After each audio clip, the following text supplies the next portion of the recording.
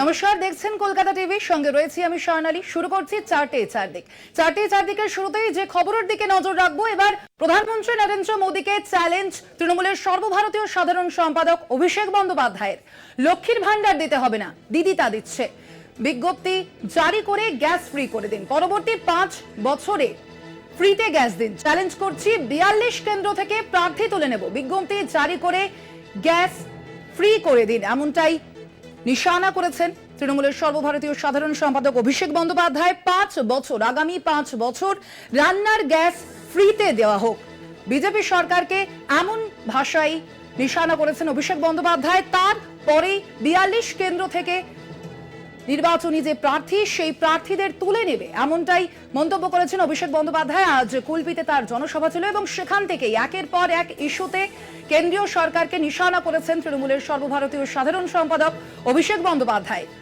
বিজ্ঞপ্তি জারি করে গ্যাস ফ্রি করে দিন, লক্ষ্মীর ভান্ডার দিতে হবে না, দিদি তা দিচ্ছে। কি বলেছেন অভিষেক বন্দ্যোপাধ্যায় আজ জনসভা থেকে, শোনাবো। আমি বিজেপির নেতারা বলছে আমরা ক্ষমতায় এলে লক্ষ্মীর ভান্ডার দেবো, আবার 1000 2000 না, বলছে 3000 করে দেবো। আমি বিজেপির নেতাদের অনুরোধ করব যে আপনারা 17টা রাজ্যে ক্ষমতায় আছে, 17টা রাজ্যে, মানে আপনারা নয়, আপনাদের শরিক সরকার রয়েছে। এই 17টা রাজ্যের মধ্যে যদি একটা রাজ্যে আপনারা করে দেখাতে পারেন, কোনো বাধ্যবাধকতা নেই, সেখানে তো তৃণমূল নেই, উত্তরপ্রদেশে তৃণমূল নেই, গুজরাটে তৃণমূল নেই, মধ্যপ্রদেশে তৃণমূল নেই, রাজস্থানে তৃণমূল নেই, উত্তরাখণ্ডে তৃণমূল নেই, আপনাদের সরকার রয়েছে। আসামে তৃণমূলের সরকার নেই, আপনাদের সরকার রয়েছে। এই 17টা রাজ্যের মধ্যে এখানে ক্যামেরার সামনে চ্যালেঞ্জ ছুড়ে দিয়ে যাচ্ছি, যদি একটা রাজ্যে বিজেপি সবাইকে 3000 বলছে তো 1500 করে অর্ধেক যদি দিতে পারে, আমি রাজনীতি ছেড়ে দেবো। দিয়ে দেখান। আর আমি বিজেপি মন্ত্রী, প্রধানমন্ত্রী সহ সবাইকে হাত জোড়ে অনুরোধ করব যে আপনাকে লক্ষ্মীর ভান্ডার দিতে হবে না। লক্ষ্মীর ভান্ডার মমতা ব্যানার্জি আছে, দিচ্ছে। আপনারা পারলে খালি 1000 টাকার গ্যাসটা ফ্রি করে দিন। অভিষেক ব্যানার্জি মঞ্চ থেকে কথা দিয়ে যাচ্ছে, এই মঞ্চ থেকে, যে একটা নোটিফিকেশন করুক কেন্দ্রের সরকার এবং মানুষকে কথা দিক, আগামী 5 বছর 1000 টাকার রান্নার গ্যাস আমরা ফ্রিতে দেবো। 42টা লোকসভা কেন্দ্রে আমি প্রার্থী তুলে নেবো, এত বড় কথা বলে দিয়ে গেলাম।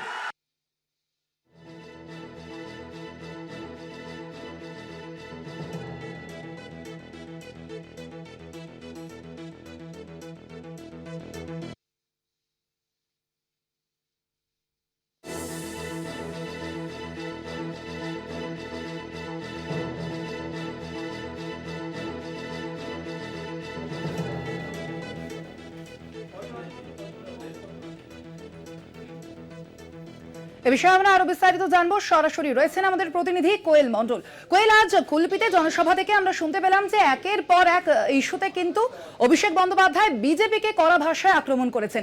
তাছাড়া আর কি বললেন আজ কুলপির জনসভা থেকে অভিষেক বন্দ্যোপাধ্যায়?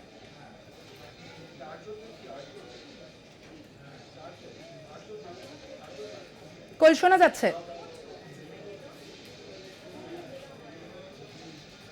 কোয়েল, হ্যাঁ, আজ কুলপিতে জনসভা করেন অভিষেক বন্দ্যোপাধ্যায়। সেখান থেকে একের পর এক ইস্যুতে বিজেপিকে কড়া ভাষায় আক্রমণ করেছেন অভিষেক বন্দ্যোপাধ্যায়। তাছাড়া আর কি বলেছেন অভিষেক বন্দ্যোপাধ্যায় আজ? একদমই, দেখো, তোমাকে জানিয়ে রাখবো, আজকেই কিন্তু একেবারে লোকসভা নির্বাচনের মুখে মথুরাপুর লোকসভা কেন্দ্রের যে কুলপি ব্লক, সেই কুলপি ব্লকের ঢোলাহাট ময়দানে অভিষেক বন্দ্যোপাধ্যায় তিনি কর্মী সভা করেন এবং সেই কর্মী সভাতে একের পর এক বিজেপিকে আক্রমণ করেন তৃণমূল কংগ্রেসের সর্বভারতীয় সাধারণ সম্পাদক, এবং তিনি একের পর এক বিজেপিকে নিশানা করেই কিন্তু মন্তব্য করেন এবং আক্রমণ করেন, চ্যালেঞ্জ ছুড়ে দেন। তারই মধ্যে অন্যতম, এবং যেটা নিয়েই কিন্তু ইতিমধ্যেই শোরগোল পড়েছে এবং তৃণমূল কংগ্রেসের যে কর্মীরা, তাদের মধ্যেও কিন্তু উচ্ছ্বাস দেখা দিয়েছে।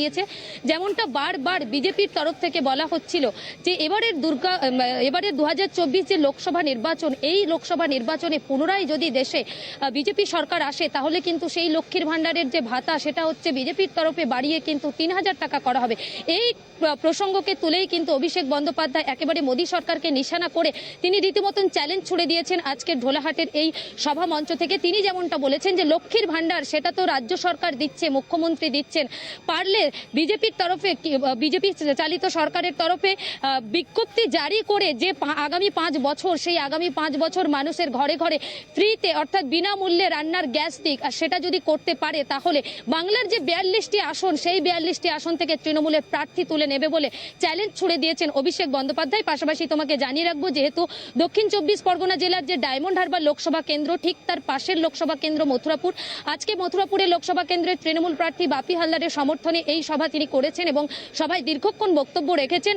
এই সভা থেকে তিনি চ্যালেঞ্জ ছুড়েছেন যে গতবারের তুলনায় কিন্তু এবারে মথুরাপুর লোকসভা কেন্দ্র সেখানে প্রায় 3000 ভোটে জয়যুক্ত হবে এখানকার তৃণমূল প্রার্থী। পাশাপাশি নিজের যে লোকসভা কেন্দ্র অর্থাৎ ডায়মন্ড হারবার, সেই ডায়মন্ড হারবার কেন্দ্রকেও কিন্তু উল্লেখ করে তিনি বলেছেন এখনো পর্যন্ত বিরোধীরা ডায়মন্ড হারবার কেন্দ্রে কোনো রকম প্রার্থী দিতে পারেননি, তারা ভয়ে রয়েছে, পিছিয়ে রয়েছে। এবং পাশাপাশি তিনি বলেছেন এবারে ডায়মন্ড হারবার সেখানে কিন্তু 4 লাখেরও বেশি ভোটে জয়লাভ করবেন তিনি।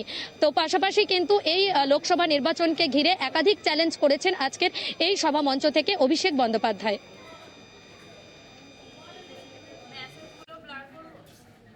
ধন্যবাদ তোমাকে কোয়েল।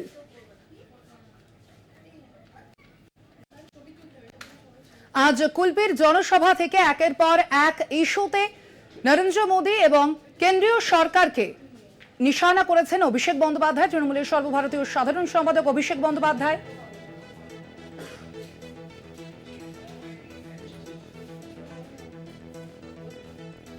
এ বিষয়ে আমরা আরো কথা বলবো। ফোন লাইনে রয়েছেন বিজেপির রাজ্যসভার সাংসদ শ্রমিক ভট্টাচার্য। শ্রমিক বাবু, আপনাকে স্বাগত জানাই কলকাতা টিভিতে। শ্রমিক বাবু, এবার কুলপির জনসভা থেকে অভিষেক বন্দ্যোপাধ্যায় তিনি সরাসরি বিজেপিকে চ্যালেঞ্জ করেছেন যে বিজ্ঞপ্তি জারি করে গ্যাস ফ্রি করে দিন, লক্ষ্মীর ভান্ডার দিতে হবে না বিজেপিকে, কি বলবেন? দেখুন, আপনি মনে করছেন যে অভিষেক বন্দ্যোপাধ্যায় চ্যালেঞ্জ করছে, আর আপনি যখন বলছেন অভিষেক বন্দ্যোপাধ্যায় চ্যালেঞ্জ করছে তখন পশ্চিমবঙ্গবাসী কিন্তু মনে মনে হাসছে, কারণ অভিষেক বন্দ্যোপাধ্যায়ের বক্তব্যের সঙ্গে মানুষের কোনো নারীর টান যোগাযোগও নেই, আর তৃণমূল কংগ্রেসের কোনো বক্তব্যের কোনো প্রতিষ্ঠা, কোনো গ্রহণযোগ্যতা, কোনো বিশ্বাসযোগ্যতা এই মুহূর্তে জনমনে নেই। অভিষেক বন্দ্যোপাধ্যায় ছাদে উঠে নেট প্র্যাকটিস, শ্যাডো প্র্যাকটিস করছেন, আয়নার সামনে দাঁড়িয়ে নিজেকে চ্যালেঞ্জ করছেন। অভিষেক বন্দ্যোপাধ্যায় মনে করছেন আমি ঘুষি চালাচ্ছি আর আমার ওপাশ থেকে দাঁড়িয়ে আছে মাইক টাইসন, হ্যাঁ, ওনাকে চ্যালেঞ্জ করছেন। এভাবে হয় না। মুখ্যমন্ত্রীকে বলুন না, যে টাকাটা উনি রান্নার গ্যাস থেকে পান, পেট্রোল ডিজেল থেকে পান, সেটাকে ছাড় দিতে, তাহলেই তো গল্প শেষ হয়, মানুষ অনেকটা উপকৃত হবে। তারপরে নয় নরেন্দ্র মোদীকে চ্যালেঞ্জ করবেন। আর বেশি চ্যালেঞ্জ করে কোনো প্রয়োজনই নেই। কেন শক্তি ক্ষয় করছেন?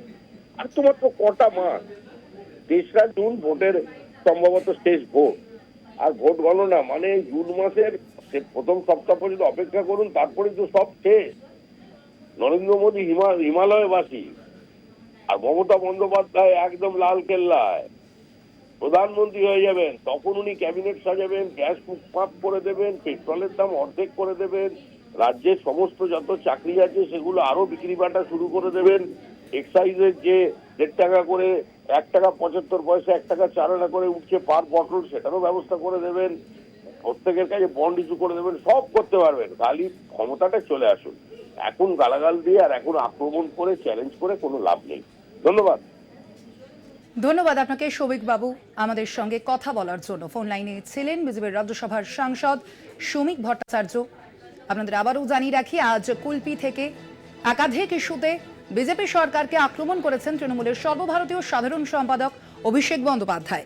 একদিকে তিনি যেমন বলেছেন 5 বছর রান্নার গ্যাস ফ্রি করে দেখ বিজেপি সরকার, তাহলে আমরা 42 আসন থেকে প্রার্থী তুলে নেব, এমনটাই ওপেন চ্যালেঞ্জ করেছেন অভিষেক বন্দ্যোপাধ্যায় কুলপির জনসভা থেকে।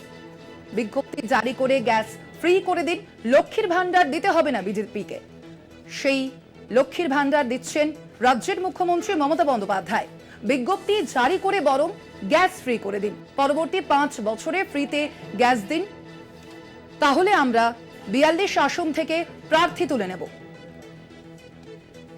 বিজেপিকে ওপেন চ্যালেঞ্জ জনসভা থেকে তৃণমূলের সর্বভারতীয় সাধারণ সম্পাদক অভিষেক বন্দ্যোপাধ্যায়ের। তিনি ঠিক কি বলেছেন আরো একবার শোনাবো আপনাদের। বিজেপির নেতারা বলছে আমরা ক্ষমতায় এলে লক্ষ্মীর ভান্ডার দেবো, আবার 1000 2000 না, বলছে 3000 করে দেবো। আমি বিজেপির নেতাদের অনুরোধ করব যে আপনারা 17টা রাজ্যে ক্ষমতায় আছে, 17টা রাজ্যে, মানে আপনারা নয়, আপনাদের শরিক সরকার রয়েছে, এই 17টা রাজ্যের মধ্যে যদি একটা রাজ্যে আপনারা করে দেখাতে পারেন, কোনো বাধ্যবাধকতা নেই, সেখানে তো তৃণমূল নেই, উত্তরপ্রদেশে তৃণমূল নেই, গুজরাটে তৃণমূল নেই, মধ্যপ্রদেশে তৃণমূল নেই, রাজস্থানে তৃণমূল নেই, উত্তরাখণ্ডে তৃণমূল নেই, আপনাদের সরকার রয়েছে, আসামে তৃণমূলের সরকার নেই, আপনাদের সরকার রয়েছে। এই 17টা রাজ্যের মধ্যে এখানে ক্যামেরার সামনে চ্যালেঞ্জ ছুড়ে দিয়ে যাচ্ছি, যদি একটা রাজ্যে বিজেপি সবাইকে 3000 বলছে তো 1500 করে অর্ধেক যদি দিতে পারে, আমি রাজনীতি ছেড়ে দেব। দিয়ে দেখান, দিয়ে দেখান। আর আমি বিজেপি নেতা, মন্ত্রী, প্রধানমন্ত্রী সহ সবাইকে হাত জোড়ে অনুরোধ করব যে আপনাকে লক্ষ্মীর ভাণ্ডার দিতে হবে না, লক্ষ্মীর ভাণ্ডার মমতা ব্যানার্জি আছে, দিচ্ছে। আপনারা পারলে খালি 1000 টাকার গ্যাসটা ফ্রি করে দিন। অভিষেক ব্যানার্জি মঞ্চ থেকে কথা দিয়ে যাচ্ছে, এই মঞ্চ থেকে, যে একটা নোটিফিকেশন করুক কেন্দ্রের সরকার এবং মানুষকে কথা দিক আগামী 5 বছর 1000 টাকার রান্নার গ্যাস আমরা ফ্রিতে দেবো। 42টা লোকসভা কেন্দ্রে আমি প্রার্থী তুলে নেবো, এত বড় কথা বলে দিয়ে গেলাম। বিজেপির নেতারা বলছে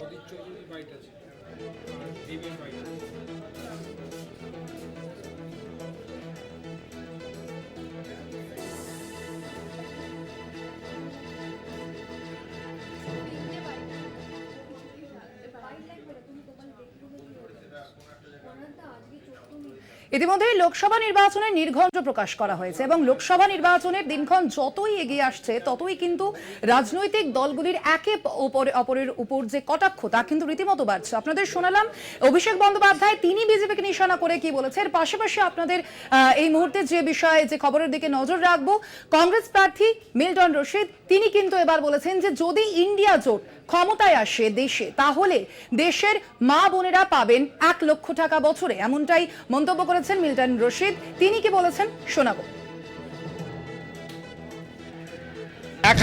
বাংলার মা বোনেদের জন্য 1000 টাকা বা 500 টাকা নয়, ইন্ডিয়া জোটের সরকার এলে, রাহুল গান্ধীর সরকার এলে পশ্চিমবঙ্গ তথা ভারতবর্ষের মা বোনেরা এবার থেকে বছরে 1 লক্ষ টাকা পাবে, 1 লক্ষ টাকা।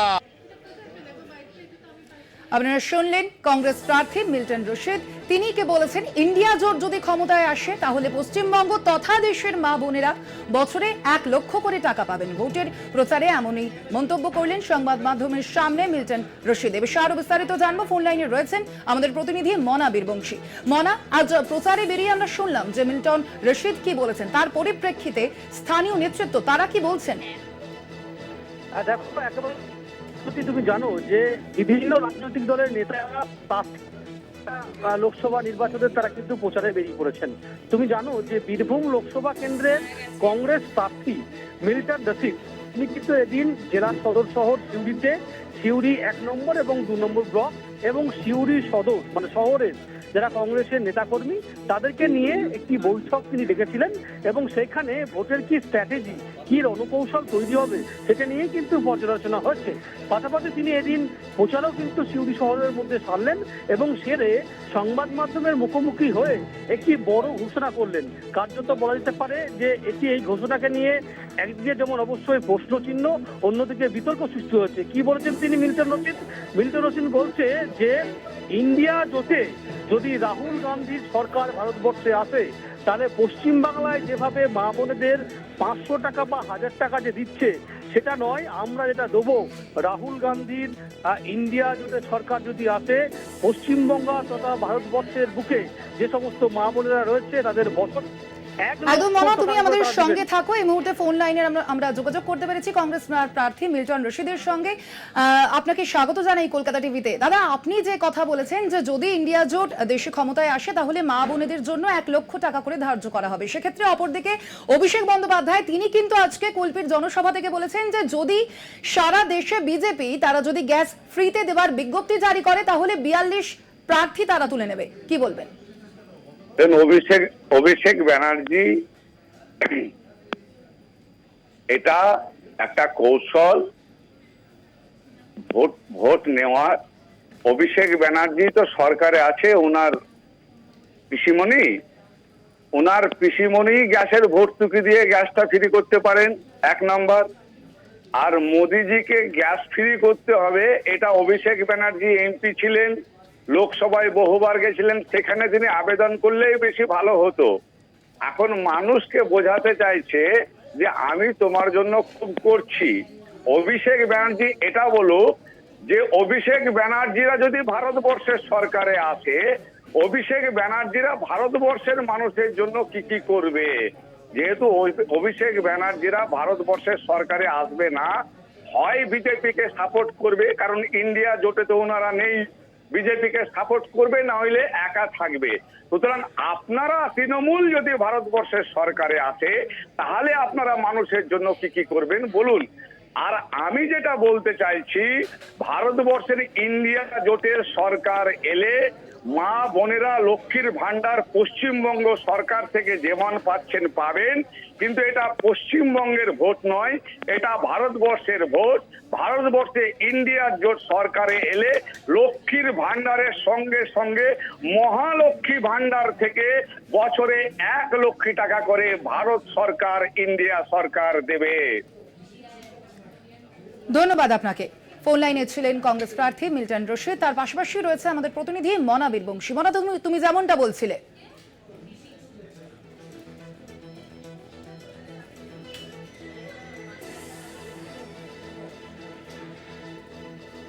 পাশাপাশি ফোন লাইনে ছিলেন আমাদের প্রতিনিধি মনা বীরবংশী। ধন্যবাদ তোমাকে মনা। এই মুহূর্তে এখন সময় একটা ছোট্ট বিরতির, সঙ্গে থাকুন। ফেললাম বিরতির পর, দেখছেন চারদিক, সঙ্গে রয়েছে আমি স্বর্ণালী। এই মুহূর্তে এবার যে খবরের দিকে নজর রাখবো, ভূপতিনগর মামলায় তৃণমূল নেতা কর্মীদের এবার এনআইএ তলব। ভূপতিনগর মামলায় এবার তৃণমূল নেতা কর্মীদের এনআইএ তলব। যেই ঘটনা ঘটেছিল 2022 সালে, সেই ঘটনাতেই এবার এই তলব, এবং বিজেপির দেওয়া তালিকা ধরেই এই তলব। ভোটের আগে এলাকা ফাঁকা করতে ডাকা হয়েছে তৃণমূল নেতা কর্মীদের। তলব করলেও তৃণমূল নেতা কর্মীরা যাবেন না, এমনই বলেছেন কুণাল ঘোষ। তিনি কি বলেছেন শোনাবো।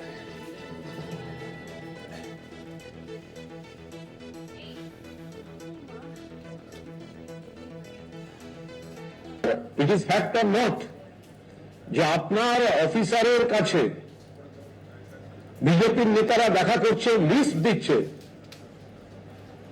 সেই লিস্ট অনুযায়ী আপনারা সামন করছেন। বিজেপির সংগঠন নেই, লোকজন নেই, তৃণমূলের নেতা কর্মী, প্রার্থী,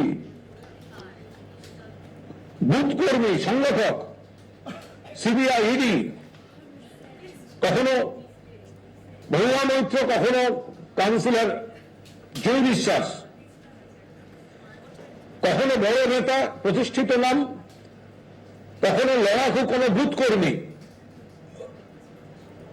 তাদের এজেন্সি দিয়ে হয়রানি করানো হচ্ছে। আমরা এর তীব্র বিরোধিতা করছি। আমাদের প্রতিনিধি দল নির্বাচন কমিশনেও বিষয়টি জানিয়েছেন, এবং আমরা এই বিষয়টি নিয়েও সরব হব। বাংলার মানুষও নিশ্চিতভাবে জবাব দেবেন। যে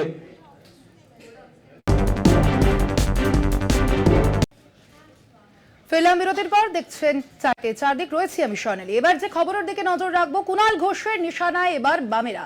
42 আসনে সিপিএম নাকি ঘুরে দাঁড়াচ্ছে। 42 আসনে লড়াইয়ের ক্ষমতাই নেই। 8টি দলের ফ্রন্ট, তাও 42 আসনে প্রার্থী দিতে পারছে না, লড়াই করতে পারছে না, এমনই ব্যঙ্গের সুরে কটাক্ষ করেছেন সিপিএম কে কুণাল ঘোষ। তিনি কি বলেছেন শোনাবো। 42টা সিটে সিপিএম নাকি ঘুরে দাঁড়াচ্ছে, ইনসাফ যাত্রা। 42টা সিটে লড়ার ক্ষমতা যে বামফ্রন্টের নেই, তাদের নেতাদের মুখে বড় বড় কথা সাজে না। তাদের এখন কংগ্রেসের পেছনে ঘুরতে হবে, অন্য আর একটা দলের পেছনে ঘুরতে হবে, বিকজ ওরা তো কথা দিয়েছে। একে তো বামফ্রন্ট, একটা দল নয়, 8টা দলের ফ্রন্ট। তো 8টা দল মিলে 42টা সিট লড়তে পারেন না, তাদের আবার বড় বড় কথা। চারদিকে এখন সময় আরো একটা ছোট্ট বিরতির, সঙ্গে থাকুন। দেখছেন চারদিক, ফিরলাম বিরতির পর, সঙ্গে রয়েছি আমি স্বর্ণালী। এই মুহূর্তে যে খবরের দিকে নজর রাখবো, বিরতিতে যাওয়ার আগেই আপনাদের একবার শুনিয়েছিলাম কুণাল ঘোষ তিনি কি মন্তব্য করেছেন ভূপতিনগর বিস্ফোরণ কাণ্ডে। এবার তৃণমূল নেতা কর্মীদের তলব করেছে এনআইএ, এবং সেই ঘটনাতেই কুণাল ঘোষ যেমন এজেন্সি তোপ দেখেছেন যে বিজেপির দেওয়া তালিকা ধরে ধরে এই তলব করা হচ্ছে তৃণমূলের নেতা কর্মীদের। ভোটের আগে এলাকা ফাঁকা করতে ডাকা হয়েছে তাদের। তলব করলেও তৃণমূলের নেতা কর্মীরা যাবেন না, আইনি পথে মোকাবিলা করা হবে, এমনটাই জানিয়েছেন তৃণমূল নেতা কুণাল ঘোষ। আইনি পথে এ বিষয়ে মোকাবিলা করা হবে। বিজেপির দেওয়া তালিকা ধরেই এই তলব করা হয়েছে। এ বিষয়ে আমরা কথা বলবো। ফোন লাইনে রয়েছেন বিজেপি নেতা রাহুল সিনহা। রাহুল বাবু, আপনাকে স্বাগত জানাই কলকাতা টিভিতে। রাহুল বাবু, এবার কুণাল ঘোষের যে মন্তব্য, যে এজেন্সি তোপ দেখেছেন তিনি রীতিমতো, যে ভোটের আগে যে তৃণমূল নেতাদের 8 জনকে তলব করা হয়েছে এনআই এর তরফ থেকে, সে বিষয়ে তিনি বলেছেন যে বিজেপির দেওয়া তালিকা ধরে ধরেই কিন্তু এই 8 জন তৃণমূলের নেতা কর্মীদের তলব করা হয়েছে। তবে তৃণমূলের নেতা কর্মীরা তারা কিন্তু যাবেন না, এ বিষয়ে আইনি পদক্ষেপ নেওয়া হবে। আপনার প্রাথমিক প্রতিক্রিয়া জানতে চাইব। দেখুন, বিষয় হচ্ছে, যদি কেউ সন্ত্রাসবাদী কার্যকলাপে যুক্ত থাকে, দুর্নীতিতে যুক্ত থাকে, যদি কেউ এই জাতীয় সমাজ বিরোধী কাজ করে, তাকে তো ডাক আসবেই। আর এই ঘটনাগুলো একটাও ইলেকশনের সময়কার নয়, সব ইলেকশনের আগেকার ঘটনা। অতএব সেই ঘটনার রেস তো চলবে। ইলেকশন বলে কি সব তদন্ত বন্ধ হয়ে যাবে? ইলেকশন বলে চোর ধরা বন্ধ হয়ে যাবে? এটা কি হতে পারে কখনো? ইলেকশনের মতো চলবে। চোর যেখানেই আছে, সে প্রার্থী হলো কি প্রার্থীর এজেন্ট হলো কি প্রার্থীর কার্যকর্তা হলো, ওটা বড় ফ্যাক্টর নয়। আর একজন চোর যদি প্রার্থী হয়ে জিতে আসে, একজন সমাজ বিরোধী কিংবা সন্ত্রাসবাদী যদি প্রার্থী হয়ে জিতে আসে, সেটা তো গণতন্ত্রের পক্ষে একটা বিরাট ধাক্কা। সেই কারণে এগুলো হবে। এই যে পার্থ চ্যাটার্জির বাড়িতে 50 কোটি টাকা পাওয়া গেছে, সেটা কি বিজেপি ঢুকিয়ে দিয়ে এসেছিল? বা অন্যান্য তৃণমূল নেতাদের বাড়িতে যে সমস্ত অবৈধ সম্পত্তির পরিমাণ দেখা যাচ্ছে, ভয়ঙ্কর অবস্থা, সেগুলো কি বিজেপি করে দিয়েছিল? সেই জন্য যারা সন্ত্রাসবাদী কার্যকলাপে যুক্ত, যারা সরকারি আধিকারিকদের উপর হামলা চালাচ্ছে, তাদের বিরুদ্ধে তদন্ত চলবে। হ্যাঁ, আইনের সকলের ক্ষেত্রে আইনের রক্ষা কবচ নেওয়ার অধিকার আছে, আদালতে যাওয়ার অধিকার আছে, সেটা তারা যেতে পারে। কিন্তু অহেতুক বিজেপিকে গালি দিয়ে কোনো লাভ নেই। আদালতের নির্দেশেই সব তদন্ত হচ্ছে। ধন্যবাদ আপনাকে রাহুল বাবু, আমাদের সঙ্গে কথা বলার জন্য। ফোন লাইনে ছিলেন বিজেপি নেতা রাহুল সিনহা।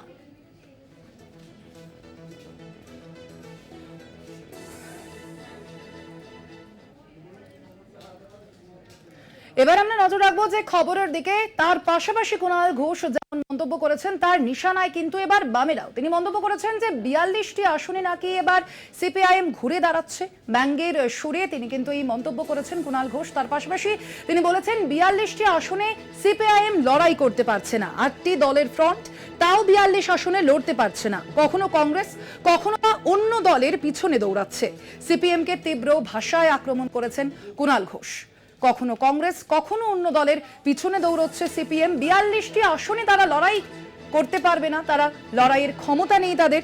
8টি দলের ফ্রন্ট হলেও তাও 42টি আসনে লড়তে পারছে না সিপিআইএম। কখনো কংগ্রেস, কখনো বা অন্য দলের পিছনে দৌড়চ্ছে, এমনই তীব্র ভাষায় আক্রমণ করেছেন কুণাল ঘোষ বামেদের। ফোন লাইনে রয়েছেন সিপিআইএম সাংসদ তথা বিশিষ্ট আইনজীবী বিকাশ রঞ্জন ভট্টাচার্য। বিকাশবাবু, আপনাকে স্বাগত জানাই কলকাতা টিভিতে। বিকাশবাবু, এবার কুণাল ঘোষ বলেছেন যে 42 আসনে সিপিআইএম নাকি ঘুরে দাঁড়াচ্ছে। এই ব্যঙ্গের সুরে যেমন তিনি কটাক্ষ করেছেন আপনাদের, তার পাশাপাশি বলেছেন যে 42টি আসনে সিপিআইএম এর লড়াই করার ক্ষমতা নেই, কখনো কংগ্রেসের পেছনে বা কখনো অন্য কোনো দলের পেছনে দৌড়াচ্ছে। আপনার প্রাথমিক প্রতিক্রিয়া জানতে চাইব। কুণাল বাবুর হঠাৎ সিপিএম আতঙ্ক হচ্ছে কেন?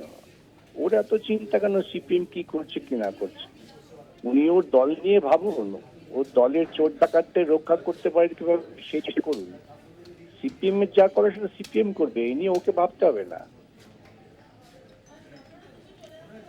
ধন্যবাদ আপনাকে বিকাশবাবু, আমাদের সঙ্গে কথা বলার জন্য। ফোন লাইনে ছিলেন বিশিষ্ট আইনজীবী তথা সিপিআইএম সাংসদ বিকাশ রঞ্জন ভট্টাচার্য।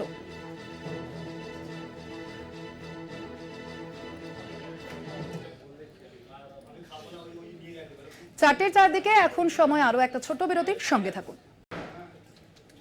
ফেলাম বিরতির পর দেখছেন চারটে চারদিক, সঙ্গে রয়েছে আমি শায়নালী। এই মুহূর্তে যে খবরের দিকে নজর রাখবো, দিলীপ ঘোষ আছেন। দিলীপ ঘোষই বহিরাগতরা যেন জামা কাপড় খুলে চলে যায়, এমনই মন্তব্য করেছেন দিলীপ ঘোষ। এর পাল্টা মন্তব্য করেছে তৃণমূল কংগ্রেস নেতৃত্ব। কলকাতা হোক কিংবা মেদিনীপুর বা বর্ধমান, সমহিমায় কুকথার ছক্কা হাঁকিয়ে চলেছে বিজেপি প্রার্থী দিলীপ ঘোষ। সদ্যই মুখ্যমন্ত্রীকে নিয়ে কুকথা বলায় বিস্তর সমালোচিত। ঘরে বাইরে মিলেছে শোকজ নোটিশ, তবু কুকথায় দাড়ি টানার পাত্র নন দিলীপ ঘোষ। শনিবার পূর্ব বর্ধমানের কামনাড়ার গৌর কালীবাড়ি মন্দিরে পুজো দিলেন তিনি। পুজো দিয়েই বিজেপি প্রার্থীর প্রার্থনা, বহিরাগতরা যেন জামা কাপড় খুলে রেখে চলে যায়। মাকে বলুন যেন বর্ধমান দুর্গাপুরের সম্মান রাখতে পারে। বহিরাগতরা যেন জামা কাপড় রেখে চলে যায়। দিলীপ ঘোষকে পাল্টা কটাক্ষ করেন তৃণমূলের কুণাল ঘোষ। এনআরসি ইস্যু তুলে দিলীপকে খোঁচা তৃণমূল নেতার। এই যে দিলীপ ঘোষ, লোকটার ভবিষ্যৎ কত বড় অনিশ্চিত হয়ে গেল বলুন দেখিনি। মেদিনীপুরে চাষ করলেন। উনি আগের দিন বলছিলেন এনআরসি চালু হলে উৎখাত। আরে এনআরসি চালু হয়নি, তার আগেই দিলীপ ঘোষ উৎখাত হয়ে গেল মেদিনীপুর থেকে, চলে গেছে নতুন ঠিকানায়। মুখ্যমন্ত্রী মমতা বন্দ্যোপাধ্যায়কে অসাংবিধানিক শব্দ প্রয়োগের জন্য শোকজের জোড়া ফলার মুখে পড়তে হয় দিলীপ ঘোষকে। প্রথমে নিজের দলের তরফে শোকজের নোটিশ ধরানো হয় তাকে, পরে নির্বাচন কমিশনও শোকজ করেন বিজেপি প্রার্থীকে। শুক্রবারই কমিশনের সেই শোকজের উত্তরও দিয়েছেন দিলীপ ঘোষ। এরপর শনিবার ফের স্বমহিমায় কুকথার বুলি আওড়ালেন বর্ধমান দুর্গাপুরের বিজেপি প্রার্থী। ভাতার থেকে শেখ আব্বাস আলীর রিপোর্ট, কলকাতা টিভি।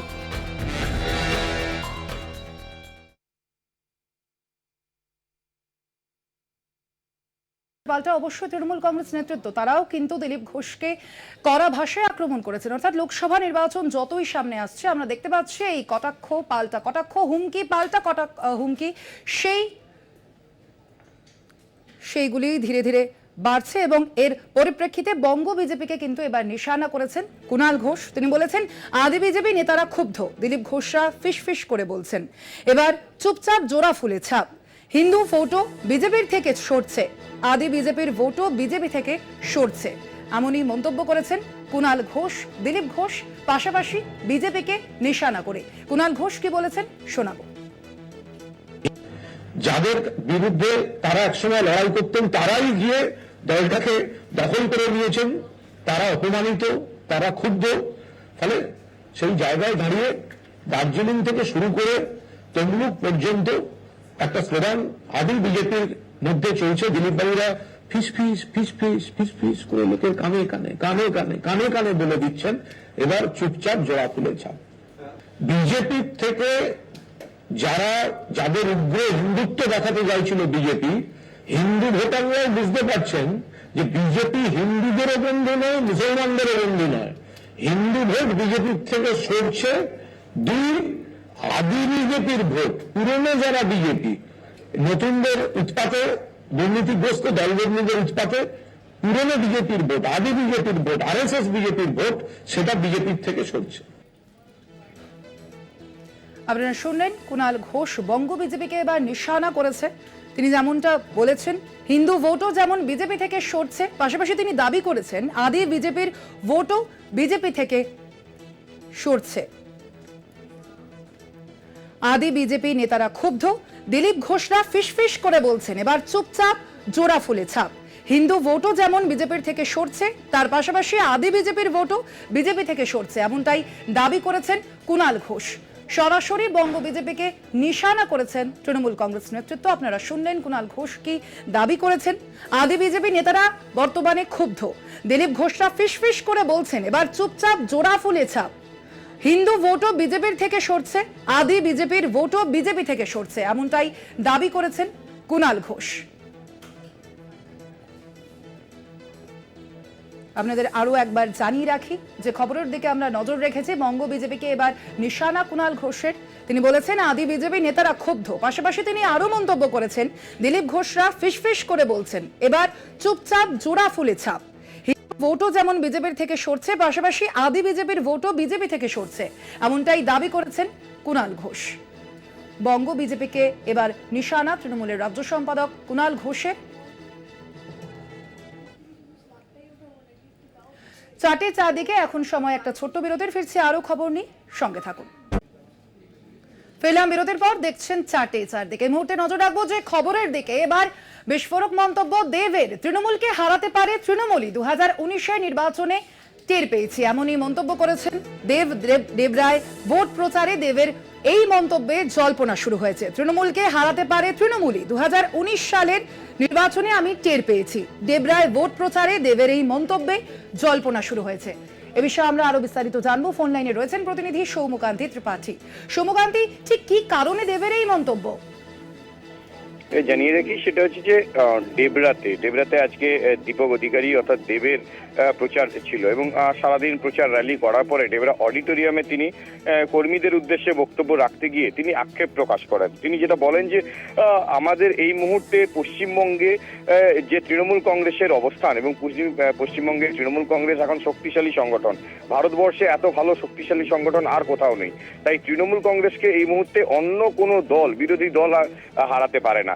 তৃণমূল কংগ্রেসকে যদি হারাতে পারে সেটি এই হচ্ছে একমাত্র তৃণমূল কংগ্রেসই। আর তার টের আমরা 2019 সালে পেয়েছি। কেননা দেখা গিয়েছে দেব 2019 সালে লোকসভা নির্বাচনে দেব যে ভোটে জিতেছিল তার ম্যাক্সিমাম ভোটটাই শুধুমাত্র কেশপুর এলাকা থেকে এসেছিল এবং বাকি এই অন্যান্য জায়গাতে কিন্তু দেবের লিড কমে গিয়েছিল এবং এই আক্ষেপটা কিন্তু দেবের গলায় ঝরে পড়লো বলে মনে করছে রাজনৈতিক মহল। এবং সেই কারণেই এই দেব যখন ডেবরা অডিটোরিয়ামে বক্তব্য রাখছিলেন কর্মীদের উদ্দেশ্যে, তখনই তিনি বলেছিলেন যে এই মুহূর্তে কিন্তু সব থেকে শক্তিশালী সংগঠন যদি কোনো থেকে থাকে সেটা হচ্ছে তৃণমূল কংগ্রেসের সংগঠন এবং সেই সংগঠনকে অন্য কোনো সংগঠনই হারাতে পারে না, বিরোধী দল তাকে হারাতে পারে না। হারাতে পারে যদি তৃণমূল কংগ্রেসের আভ্যন্তরীণ সমস্যা, তৃণমূল কংগ্রেসের গোষ্ঠীকন্দল, এই বিষয়টি তিনি কিন্তু আকারে বোঝাতে চেয়েছেন তৃণমূল কংগ্রেস কর্মীদের এবং তার সেই আক্ষেপ তার গলায় ঝরে পড়েছে। এবং 2019 সালের ভোটের যে রেজাল্ট ছিল সেই রেজাল্টে তা কিন্তু টের পেয়েছেন তিনি এবং সেই রেজাল্টের পরেই কিন্তু দেবের এবারে যেন নির্বাচনে সেই বিষয়ে পুনরাবৃত্তি না হয় সেই কারণেই সতর্ক করে দিয়েছে দেব এবং তার এই আক্ষেপ কিন্তু রাজনৈতিক মহলে যথেষ্ট তাৎপর্যপূর্ণ বলে মনে করা হচ্ছে। একেবারেই লোকসভা নির্বাচনের আগে দেবের এই মন্তব্য অবশ্যই তাৎপর্যপূর্ণ বলে মনে করা হচ্ছে। ধন্যবাদ তোমাকে সৌম্যকান্তি। পাশাপাশি আপনাদের শোনাবো দেব কি বলেছেন প্রচারে গিয়ে। এই মুহূর্তে দাঁড়িয়ে বাংলার সবচেয়ে স্ট্রংগেস্ট সংগঠন, মানে আমাদের ধারে কাছে কেউ নেই। আমার মনে হয় তৃণমূলকে অন্য কোনো দল হারাতে পারবে না। তৃণমূলকে হারাতে পারে শুধুমাত্র তৃণমূল।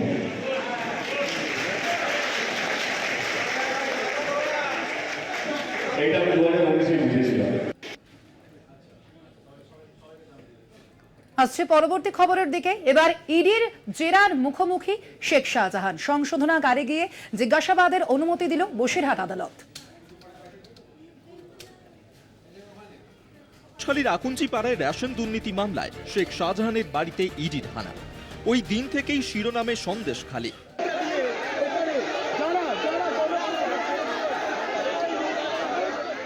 সেদিন থেকেই বেপাত্তা শাহজাহান।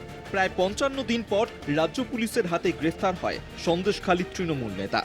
আদালতের নির্দেশে তাকে তুলে দেওয়া হয় সিবিআই এর হাতে। ইডি আক্রান্তের মামলায় তদন্ত শুরু করে সিবিআই। 28শে মার্চ শাহজাহানকে বসিরহাট আদালতে তোলা হয়। 12 দিনের জেল হেফাজতের নির্দেশ দেয় আদালত। সেই নির্দেশের 48 ঘন্টা কাটতেই তৎপর ইডি। জেলেই শাহজাহানকে জেরার অনুমতি চেয়ে আদালতে যায় ইডি। রেশন দুর্নীতি মামলায় তদন্ত করতে যাওয়া থেকেই ঘটনার সূত্রপাত। এবার বসিরহাট সংশোধনাগারে শেষমেশ ইডির মুখোমুখি শাহজাহান। ল্যাপটপ, প্রিন্টার এবং বেশ কিছু নথি নিয়ে জেরা করতে যায় 5 জন ইডি আধিকারিক। রেশন দুর্নীতি, আর্থিক তছরূপ, জমি দুর্নীতি মামলা সহ 16টি মামলার তদন্তে শাহজাহানকে জিজ্ঞাসাবাদ কেন্দ্রীয় সংস্থার। ইডি সূত্রের খবর, তাকে হেফাজতে নিতে চাইছে ইডি আধিকারিকরা। তাই সব মিলিয়ে সময় যত যাচ্ছে শেখ শাহজাহানের একের পর একের অভিযোগ সামনে আসছে। বসিরহাট থেকে সঞ্জিত চক্রবর্তী, কলকাতা টিভি। পর্যন্তই দেখতে থাকুন কলকাতা টিভি, রাত দিন 7 দিন।